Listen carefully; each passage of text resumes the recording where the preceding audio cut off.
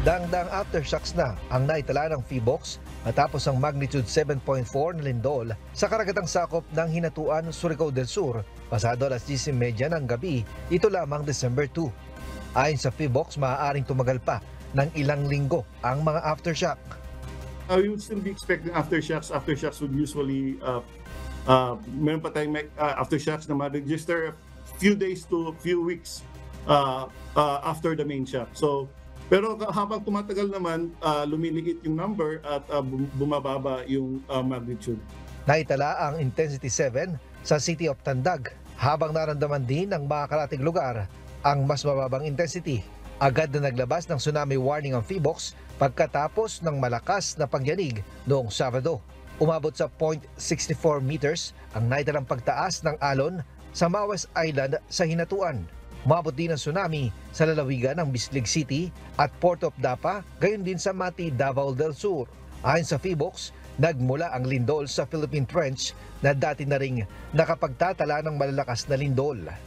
May mga historical events na po rin tayo rito, and in fact in 1921 meron tayong magnitude 7.5 earthquake and it produced a tsunami. We also have magnitude 7.2, it's almost on the same area, magnitude 7.2 in 1929. Farther north, we have magnitude 7.6 in 1952. And in 1992, meron tayong magnitude 7.1. So lahat po ito nag-produce ng tsunamis. Ayon sa PHIVOLCS, mas mabuting kumonsulta muna sa mga inhinyero kung naapektuhan ng lindol ang mga bahay sa mga apektadong lugar.